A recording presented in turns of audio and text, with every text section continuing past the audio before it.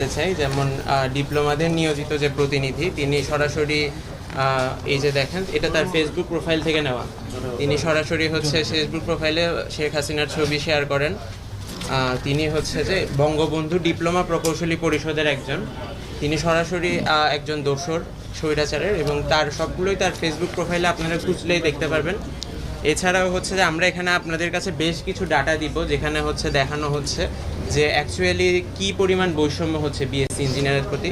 বিভিন্ন সরকারি বিভিন্ন জায়গায় কিভাবে বিএসসি ইঞ্জিনিয়ারদের কম নিয়োগ দেওয়া হচ্ছে, তাদের নিয়োগের পদ বন্ধ করে দেওয়া হচ্ছে, সিন্ডিকেটের মাধ্যমে কী কী করা হচ্ছে। আমরা এখানে সব কিছু হচ্ছে যে ডাটা আপনাদের কাছে দেখানো হবে।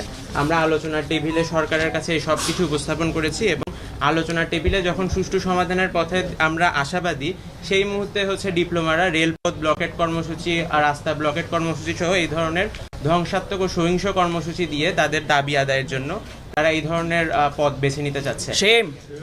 আমরা চাই হচ্ছে একটি সুষ্ঠু সমাধান আলোচনা টেবিলের মাধ্যমে, যেখানে সরকার উপদেষ্টাদের সামনে আমরা আমাদের সকল যুক্তি সকল কিছু উপস্থাপন করেছি। আমরা চাই একটি সুষ্ঠু সমাধান, কিন্তু তারা চাই হচ্ছে নৈরাজ্য সৃষ্টি, সহিংসতা এবং সন্ত্রাসী কর্মকাণ্ড।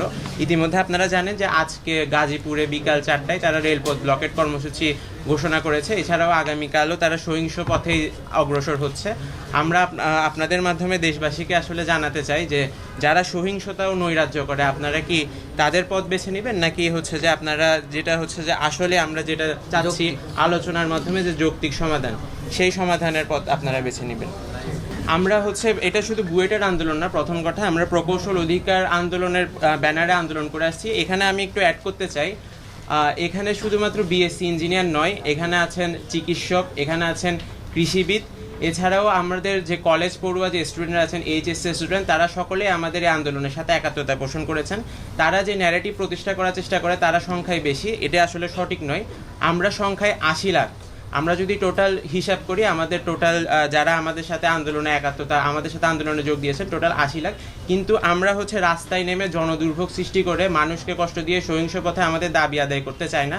সরকার যে কমিটি গঠন করেছে, কমিটিতে আলাপ আলোচনার মাধ্যমে আমরা যৌক্তিক যে দাবি, আমাদের যৌক্তিক দাবি আমরা আদায় করে নিতে চাই। কিন্তু দেখা যাচ্ছে তারা সহিংসতার পথ বেছে নিচ্ছে। তারা রেলপথ ব্লকেট সহ নানা ধরনের সহিংস কর্মকাণ্ড 2013 সালে যেভাবে তারা হচ্ছে যে সাধারণ মানুষকে জিম্মি করে চারপাশে সহিংসতা করে দাবি আদায় করে তাদের যে অযৌক্তিক দাবি আদায় করে নিয়েছে, তারাও এখনও সেই পথ অনুসরণ করতে চাচ্ছে। এবং পরিস্থিতি বিবেচনায় আমাদের আন্দোলন অব্যাহত থাকবে। এইটা হচ্ছে অলরেডি আমরা এই বর্জন কর্মসূচিটা তুলে নিয়েছি আমাদের পরিস্থিতি বিবেচনায়। পরবর্তীতে যদি দরকার হয় আমরা এরকম কর্মসূচিতে যেতে পারি। Thank you.